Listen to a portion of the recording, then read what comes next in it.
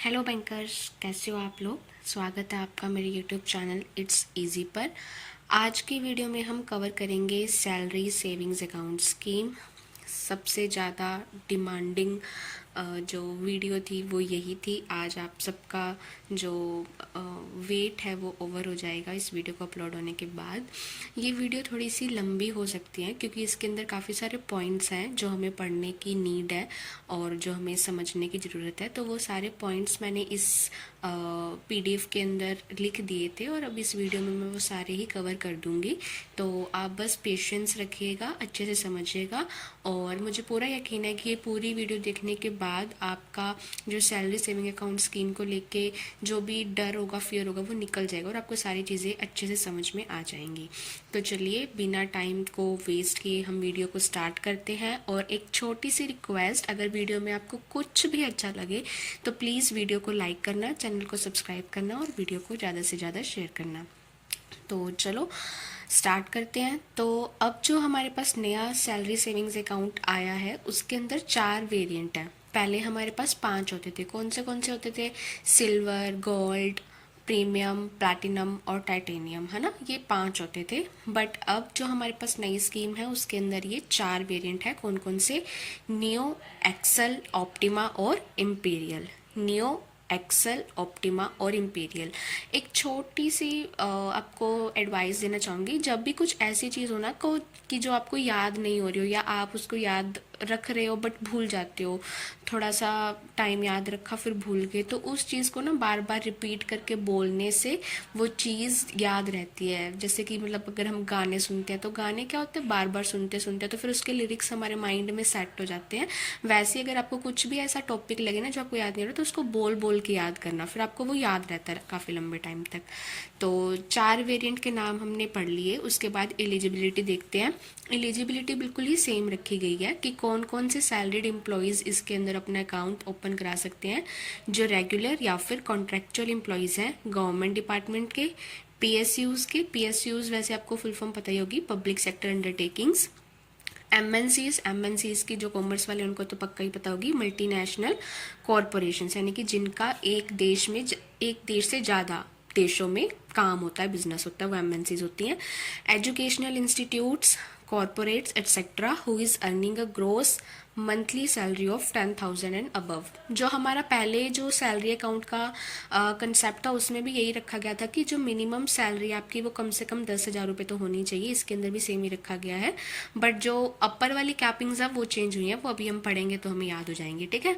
तो 10,000 या उससे ज़्यादा की अगर आपकी सैलरी है और आप प्राइवेट मतलब कि कॉन्ट्रैक्चुअल या फिर रेगुलर एम्प्लॉयज़ हैं जहाँ जो मेंशन किए हुए हैं उनमें, तो फिर आपका सैलरी अकाउंट खुल सकता है पीएनबी के अंदर। अब आपकी सैलरी कितनी है उसके ऊपर डिपेंड करेगा कि आपका वेरिएंट कौन सा रहता है ना। नेक्स्ट है टारगेट सैलरी, ये मैं बात कर रही थी। तो जो हमारा न्यू वेरिएंट है उसके अंदर है 10,000 से 25,000। मतलब ये मैंने के जो लिखा है ना वो 1000 को ही रिप्रेजेंट कर रहा है। मतलब मैंने टाइम बचाने के चक्कर में ना इसको के ही लिख दिया, 3 जीरो नहीं लगाई पीछे।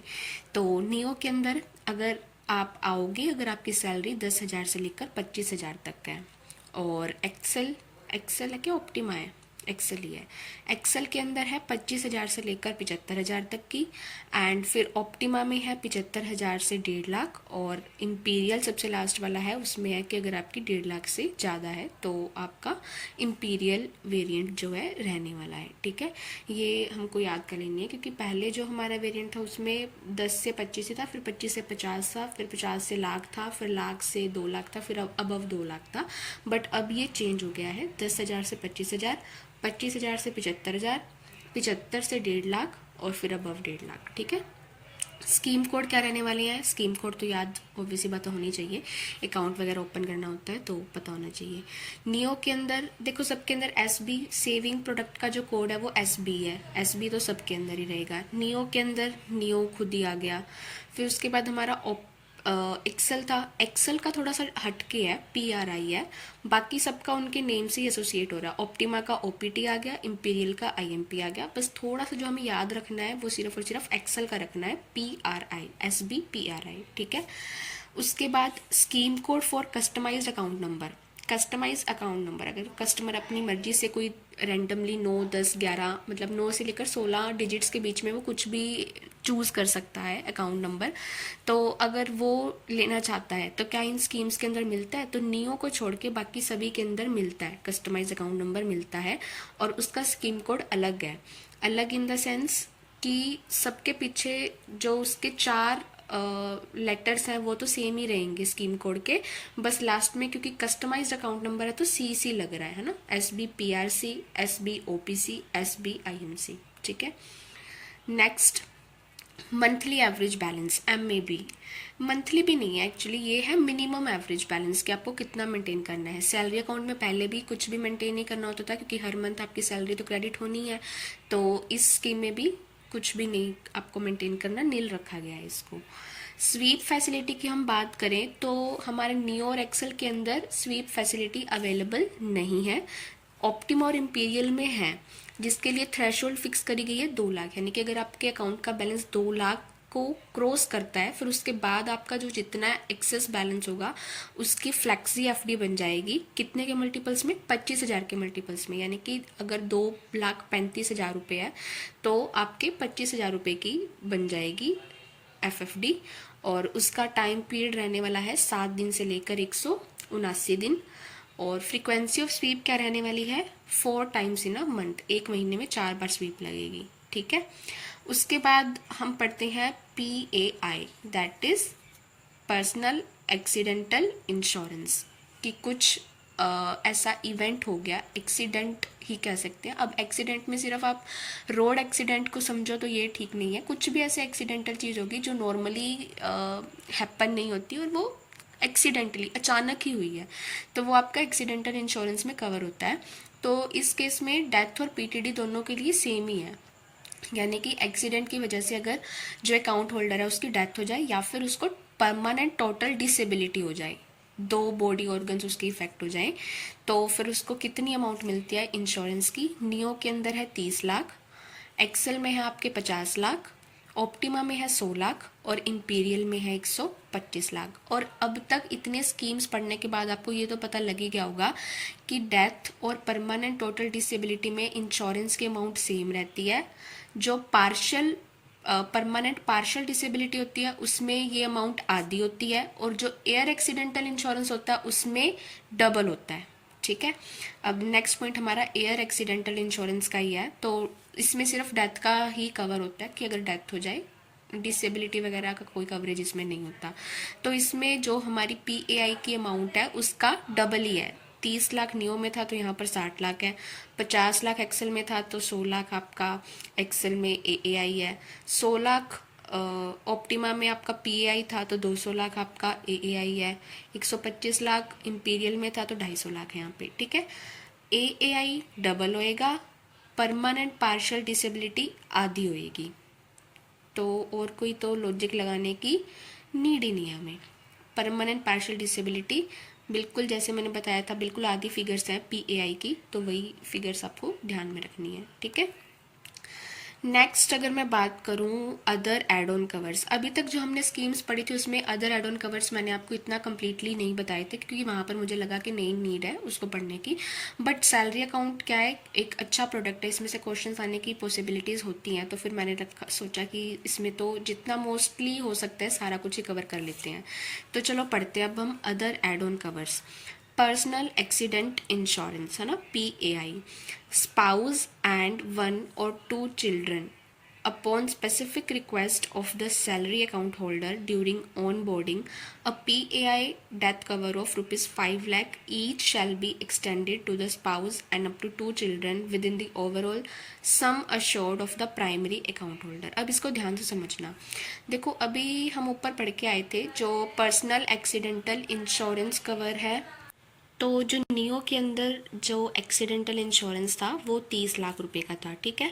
अब अकाउंट ओपन करवाते टाइम अगर अकाउंट होल्डर ये रिक्वेस्ट देता है कि मेरे स्पाउस और 1 या 2 उसके जितने भी बच्चे, मैक्सिमम 2 बच्चे कवर होंगे, उनका भी पर्सनल एक्सीडेंटल इंश्योरेंस किया जाए, तो फिर उनका भी 5 लाख रुपए ईच पर्सन का PAI कवर हो जाएगा, बट उसकी ओवरऑल लिमिट जो अकाउंट होल्डर की है वो 30 लाख की रहेगी। सपोज किसी अकाउंट होल्डर के 2 बच्चे हैं और वो चाहता है कि उसके स्पाउस और दोनों बच्चों का भी PAI किया जाए, तो वो स्पेसिफिक रिक्वेस्ट उसने दिया, तो फिर 5 लाख रुपए स्पाउस का, 5 लाख रुपए ईच चाइल्ड का, तो टोटल 15 लाख रुपए हो गए। यानी कि अब कस्टमर का खुद का कवरेज रहा 15 लाख रुपए और 5-5 लाख जो है उसने अपने फैमिली मेम्बर्स के करवा लिए। इन केस, है ना, अगर इन केस कुछ मिस हैपनिंग हुई उनके, अगर खुद की मतलब कि मान लो एक्सीडेंट की वजह से डेथ हो गई, तो फिर उसका 15 लाख रुपए का इंश्योरेंस रह गया था, तो उसे 15 लाख की अमाउंट मिल जाएगी। इन केस वो सेफ रहता है, अगर उसके किसी फैमिली मेम्बर्स में से किसी को होता है तो जिसकी जितनी अमाउंट थी उसको उतना मिल जाएगा, बट ओवरऑल कैपिंग आपकी 30 लाख रुपए की ही रहने वाली है। ठीक है, नेक्स्ट पॉइंट है education cover for dependent children. अब बच्चों के लिए एजुकेशन कवर क्या रहने वाला है? A financial cover of up to ₹5 lakh shall be provided towards higher education of up to 2 dependent children aged up to 25 years for a period of up to 3 years in the event of accidental death of the account holder। देखो, अगर account holder की accidental death हो जाती है तो क्या होगा, उसके जो मैक्सिमम 2 बच्चे कवर होंगे, डिपेंडेंट बच्चे जिनकी उम्र 25 साल तक है, तो उनको पढ़ाई के लिए बैंक जो है वो फाइनेंशियली सपोर्ट प्रोवाइड कराएगा और हर एक बच्चे को मैक्सिमम 5 लाख रुपए तक की सपोर्ट बैंक प्रोवाइड कराएगा इस इंश्योरेंस स्कीम के अंदर। 2 बच्चे हैं तो दोनों के 10 लाख रुपए हो गए, और कितने साल के लिए? 3 साल के लिए उनकी एजुकेशन के लिए फाइनेंशियली सपोर्ट बैंक प्रोवाइड कराएगा। नेक्स्ट है girl child marriage cover, an additional benefit of up to 10% of the, ये PA है अगर आपको समझ में ना आए तो, personal accidental cover, maximum 10 lakh per girl child shall be payable for the marriage of up to 2 girl children in the event of accidental death of the account holder. अगर अकाउंट होल्डर की एक्सीडेंटल डेथ हो जाती है तो फिर जो personal accidental insurance का cover है उसका 10% जो है वो गर्ल चाइल्ड की मैरिज के लिए दिया जाएगा, 2 बच्चियों के लिए दिया जाएगा। ठीक है, मैक्सिमम 2 बच्चों के लिए, और एक बच्चे को मैक्सिमम 10 लाख रुपए दिया जा सकता है उसकी शादी के लिए। नेक्स्ट पॉइंट है emergency medical expenses. Emergency medical expenses के लिए कितनी अमाउंट रखी गई है? 25,000 रुपीज़। ठीक है, नेक्स्ट है एम्बुलेंस चार्जेस। एम्बुलेंस चार्जेस के लिए 10,000 रुपीज़ रखे गए हैं अगर एमरजेंसी हॉस्पिटलाइजेशन करना पड़ जाए तो। नेक्स्ट है एयर एम्बुलेंस चार्जेस। अब तक की जो हमने स्कीम्स पढ़ी थी उसमें एयर एम्बुलेंस के चार्जेस नहीं थे, बट सैलरी अकाउंट के अंदर ये वाला बेनिफिट अलग से दिया गया है। इसमें up to 1 lakh rupees air ambulance services के लिए दी गई है। इन केस पर्सन फ्लाइट से कहीं ट्रैवल कर रहा है और उसको फ्लाइट के दौरान ही कुछ भी ऐसी एग्जीजेंसी हो जाती है, कुछ मेडिकल प्रॉब्लम हो जाती है, तो फिर उसको मतलब स्पेशली उसके लिए जो भी एम्बुलेंस वगैरह वहाँ पर एमरजेंसी लैंडिंग करवा के जो भी भेजी जाएगी, वहाँ से जो भी नियरेस्ट हॉस्पिटल है वहाँ तक लाई जाएगी, तो उसके लिए 1 लाख रुपए तक का कवर इसमें इंक्लूड है। नेक्स्ट है फ्यूनरल एक्सपेंसेस, उसके लिए भी 10,000 रुपये की अमाउंट रखी गई है। नेक्स्ट हम पढ़ते हैं टर्म इंश्योरेंस, है ना। चारों वेरिएंट हमारे सामने है, Neo, Excel, Optima, Imperial. Term insurance के अमाउंट देखते हैं। नियो के अंदर टर्म इंश्योरेंस नहीं मिलता, एक्सेल में 2 लाख रुपए का, ऑप्टिमा में 5 लाख रुपए का और इंपीरियल में 8 लाख रुपए का। नेक्स्ट पॉइंट है हॉस्पी कैश।